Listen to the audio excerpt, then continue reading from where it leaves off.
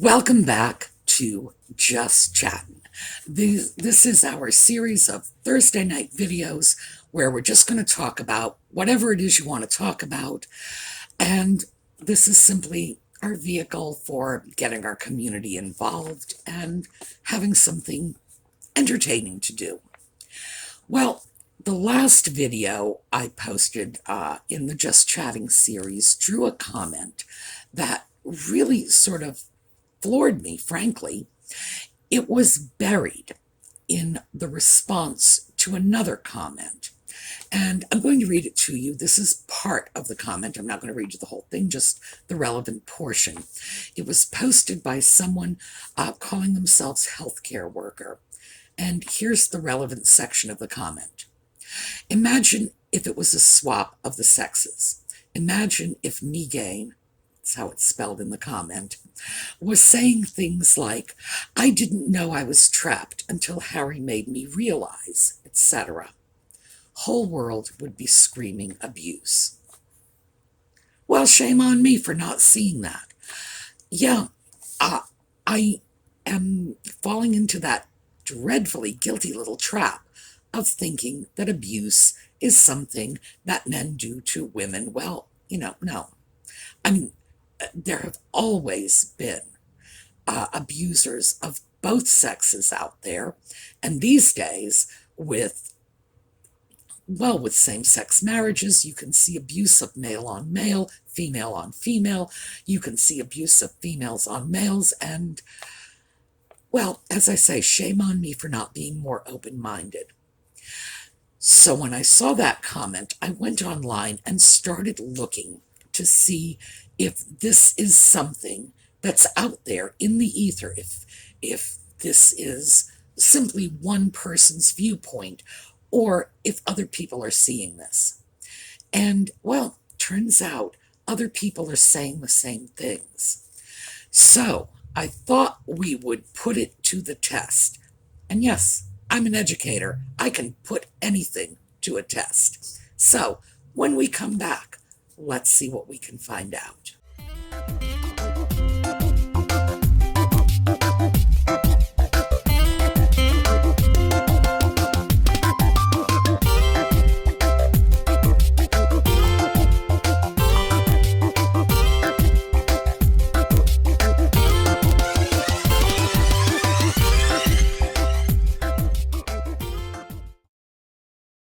So, in the interest of full transparency, as I began to look around on the internet, social media, see if people were commenting about the idea that Prince Harry is being abused by his wife, one of the most noteworthy names that came up was a woman named Candace Owens. She's a journalist, and apparently she has been tweeting about this.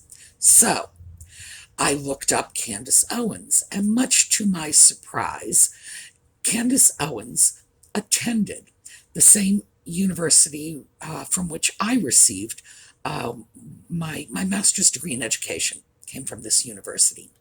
Now, she and I never crossed paths. I got my degree many years ago. I'm much older than she is, and so we were not on campus at the same time. I'm separated by a good 20 years or more. And frankly, even if we had been, she would have been an undergrad, I would have been a grad student. It's not likely our paths would have crossed. However, again, full transparency. Yes, I do have this strange and very tenuous connection with someone who's been vocal on this issue, but that has nothing to do with why I am doing this video. Again, I'm doing these videos in response to your comments, not because of something a journalist has said. So, are we able to test out the question of whether or not Harry is being abused? And the answer is a very easy yes. The internet is full of resources for victims of domestic abuse, for families who might think a family member is being abused, etc. And I went online and found a list of red flags that point to abuse. Now, there are many of these, and if you don't like mine, go online, grab your own. They are all substantively the same.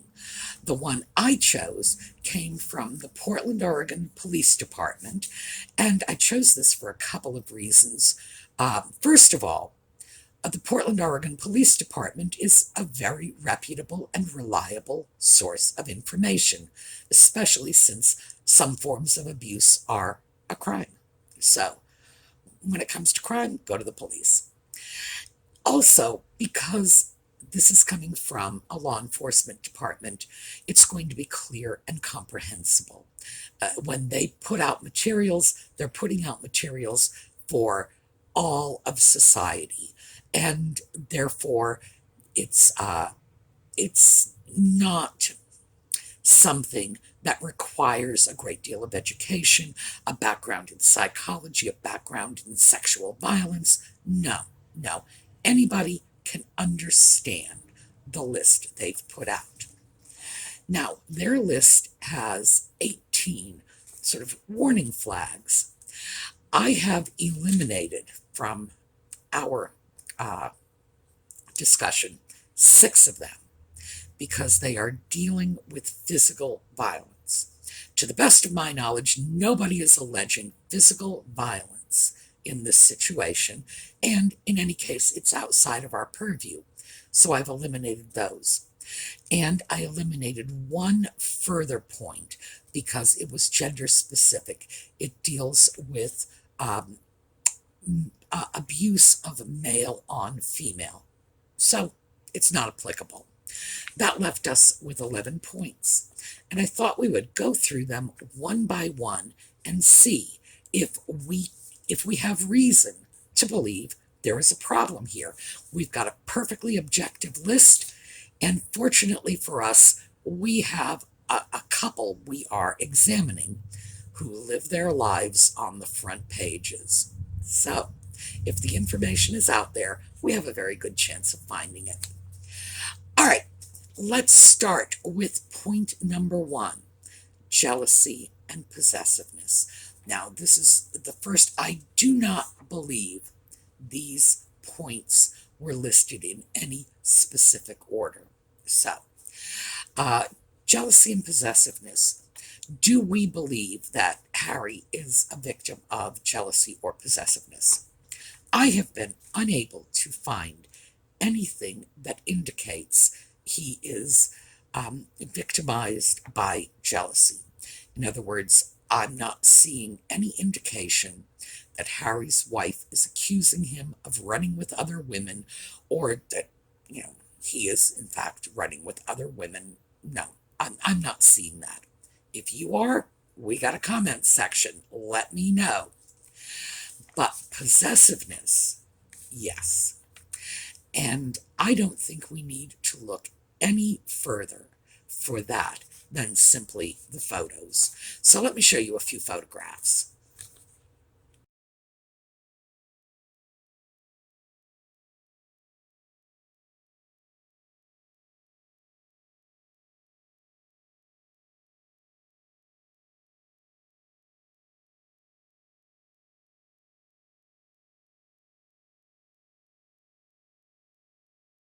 My goodness, she is clutching that man like she is fearful that he is going to fly off at a moment's notice.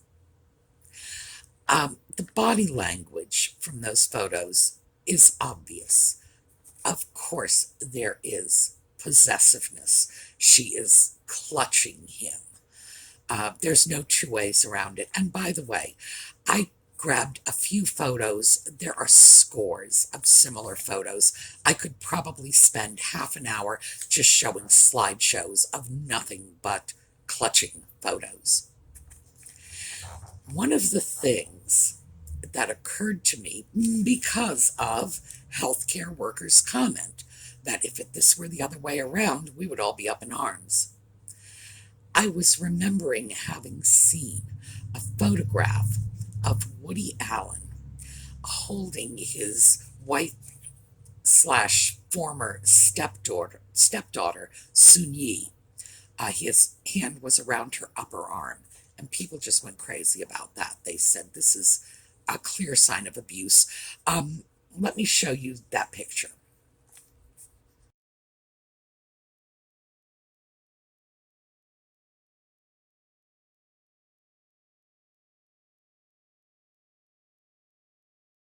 Actually, I included two pictures, as you noticed, clearly different times, different places, because this is obviously something he does. It was not an isolated incident. It was not uh, a grasp taken out of context, so to speak. There were many more. I just happened to choose two, mostly because this is a bit of an off-topic digression.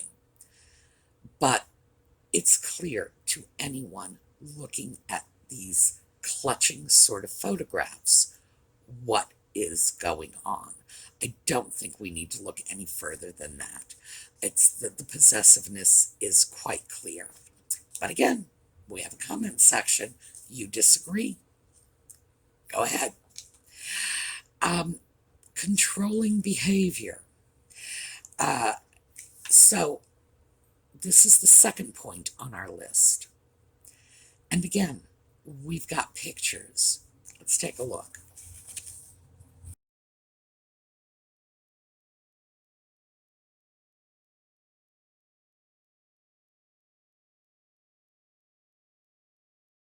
Oh my, yes, she has her hand on his back. Audie, I have a cat jostling the camera. She has her hand on his back, and she is sort of directing him around, moving him, if you will. Again, what could be more evident of controlling behavior? And again, it's our good fortune that this is a couple that lives their lives on the front pages. There were many, many photographs. I'm not cherry picking, I just chose a few. You can go online, put in anything you want, and you will find these pictures. By the way, we have another of this sort of possessiveness slash controlling behaviors. This is the wrist clutching thing that the internet has labeled the death grip. Take a look at this.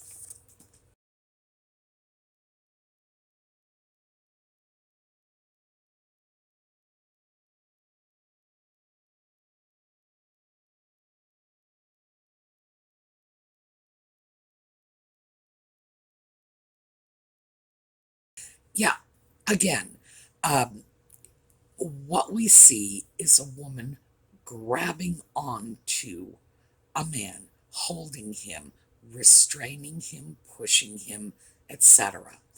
We are seeing very clear indications of possessiveness and control.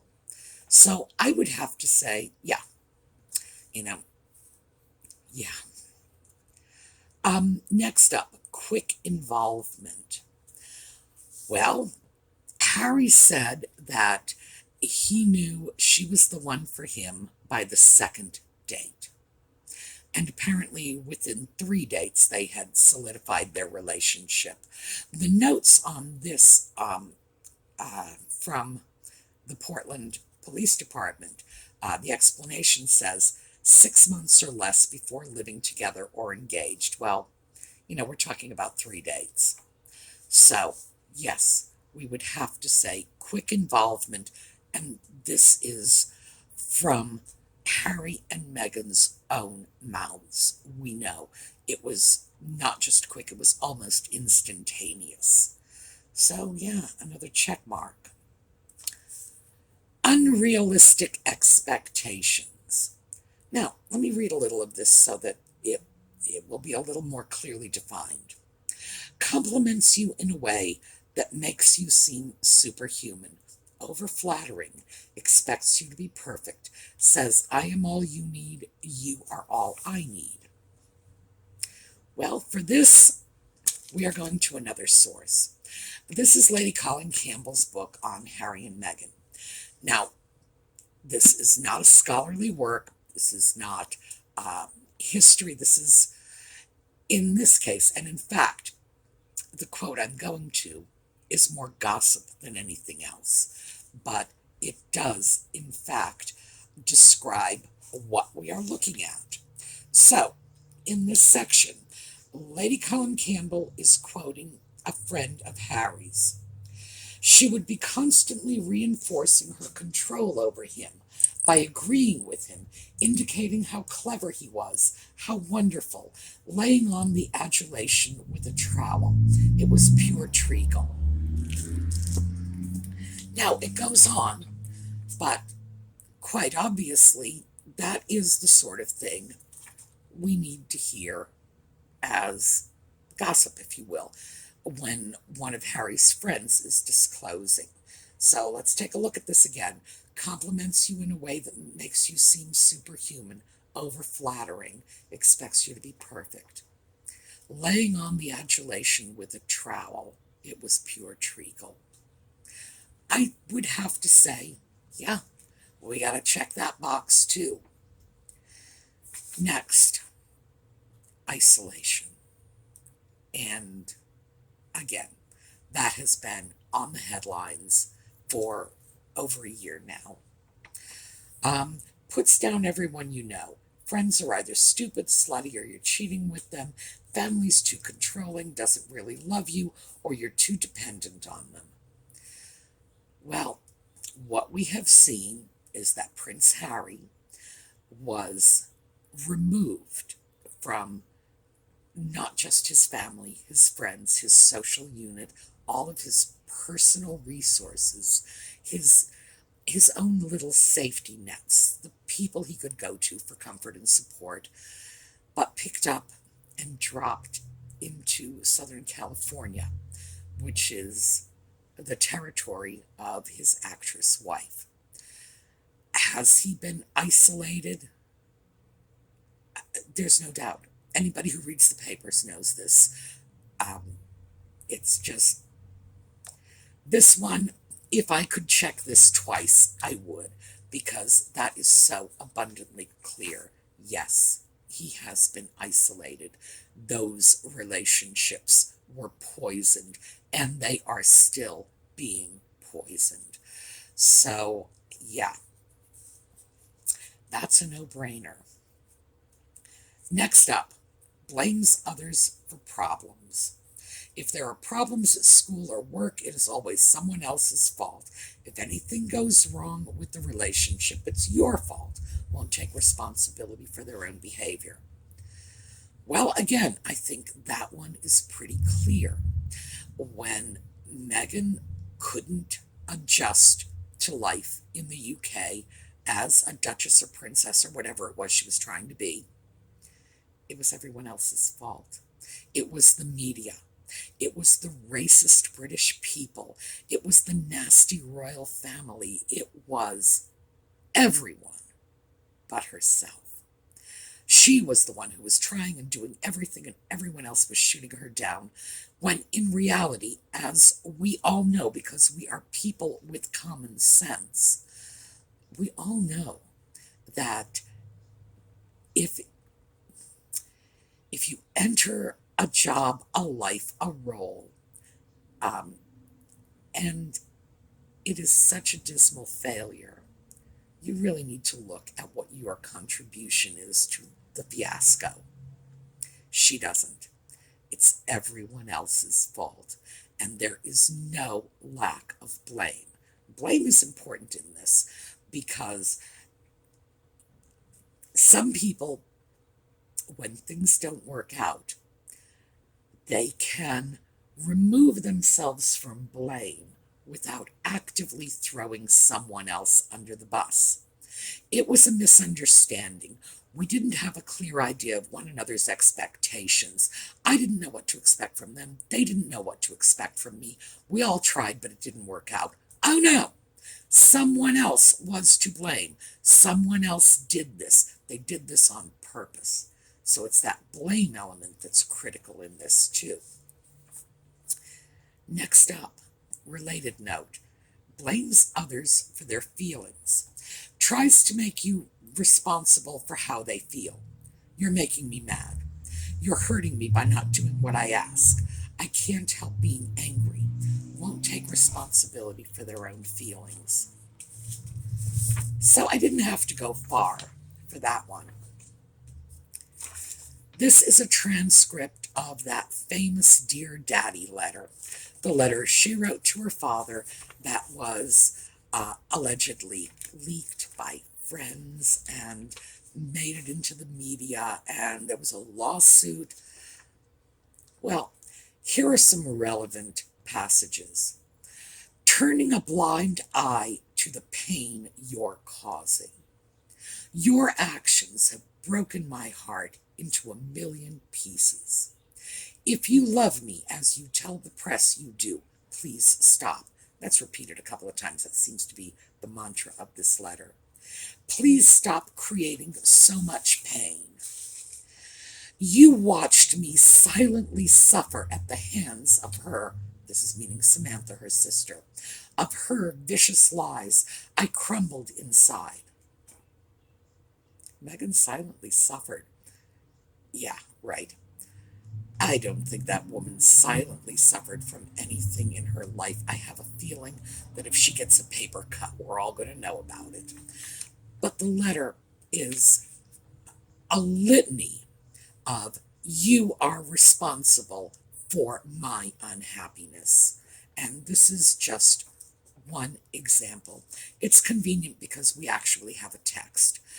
But again and again, the royal family was responsible for her misery because they wouldn't muzzle the press. I don't remember who was responsible for her suicidal feelings. I think it was the failure of the British royal family again. Someone else is responsible for her feelings, always. She's not doing it. Someone else. So certainly we have to check that box. Hypersensitivity. This one I actually started laughing when I took a look at it, of course. She claims that she doesn't read the press coverage because it's so awful, but then she'll tell you how awful the press coverage is. Very, very sensitive to criticism and views all criticism not just as a personal attack, but as a personal attack that she must go out there on Oprah or writing books to defend herself against. I didn't make Kate cry. She made me cry. Everything's a personal criticism, and nothing is sacred. By the way, she said that in the same sentence where she said, I don't want to throw anybody off the bus. I wonder if that was any comfort to Kate while she was trying to scrape the tire marks off her back. No, extreme hypersensitivity to any kind of criticism, to the point where they were not only trying to muzzle the British press, but apparently they're now trying to muzzle the American press too. Disrespectful or cruel to others. Well, let's go back to that Kate made me cry story. I took a look at what was behind all of that, and apparently the details of the story were that little Princess Charlotte, who was 3 years old at the time of Harry and Meghan's wedding, was to be a flower girl because the Queen insisted on it. Apparently, Meghan did not want this, and she wanted Charlotte to wear brand new uncomfortable shoes with no stockings, and Charlotte was upset because her feet hurt because she's 3 years old. And apparently that lay behind the reason why Catherine was upset and crying. So, disrespectful or cruel to others, punishes animals or children cruelly, insensitive to pain and suffering, teases children until they cry, doesn't treat others with respect, dismissive of others' feelings. Well, I think we've seen quite a bit of that, but also, at this time there is an investigation into allegations from 13 staff members who left the employ of the Duke and Duchess of Sussex in a period of 2 years because they were allegedly treated in a very dismissive and disrespectful fashion. 13 of them. So I would say, yeah, we've probably got that one covered too. The final one is verbal abuse of any kind. And for that, we're going back to Lady C. This same friend of Harry's went on to say, I got the distinct impression that she'd reward him with pats when he was good, shades of nanny. She'd also snap at him if he stepped out of line. She did it at Princess Eugenie's wedding in full view of in full view of everyone. My apologies. And I've seen her do it on many other occasions. But if he moved too much out of her orbit or was in danger of eluding her, she'd reestablish contact physically. This would have the effect of sucking him in again. There really was no escape from her. Not that he ever seemed to want to escape. On the contrary. So we have a friend of Harry's saying, yes, there was verbal abuse, which he described as snapping, and went on to... Oh, I'm sorry. This may not be a man. They described as snapping, and went on to say that, in fact, it was very public at Eugenie's wedding that she is verbally abusive. So we only have one more point to go, and this is Dr. Jekyll and Mr. Hyde. Sudden mood changes. Like they have two personalities, 1 minute nice, the next minute exploding. 1 minute happy, next minute sad. I have seen no evidence to indicate this. If you have, we've got a comment section. So, for me, I am going to have to just give them a pass on that one. But where does this leave us? We started off with 11 points, and we've just ticked off 9.5 of them. Remember, we got that half point because we saw possessiveness, but we didn't see jealousy. And the other was this Jekyll and Hyde personality, which we haven't seen. Now, if I were going to grade this as an exam, if we got 9.5 questions right out of 11, the total score would be 94.5, which in my book is a solid A. So, what can we say about this? Yeah, we have to say that there is ample evidence of domestic abuse. We're seeing it. We continue to see it every day. Harry does not seem to be aware of it. Certainly, we're not going to be able to make him aware of it. We can't all go off to Montecito and have a little intervention and say, look at these pictures, you're being abused.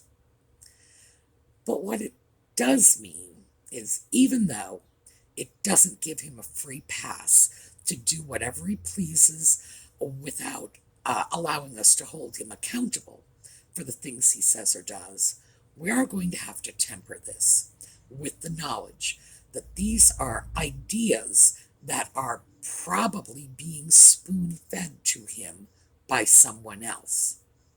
So, let's borrow the old joke for a minute. How do you know when Meghan Markle is speaking? Because Prince Harry's lips are moving. I would say yeah. So thank you, healthcare worker, for giving us that little tip. I think there's no way around it. We're almost certainly looking at a situation of at least potential abuse. We've checked off all the boxes. So, as responsible people, because we are not abusers, we are responsible people, we are going to have to cut him a little slack. Frankly, it's a little more slack than I would like to cut him, but I'm not going to victimize a victim. I'm just not going to go there. So, it's all up to you how you want to interpret this. We've had the list, we've taken the test, and you know what we've come up with. All right. Hopefully, next week we'll go on to something different and exciting. Meantime, I look forward to seeing you tomorrow morning.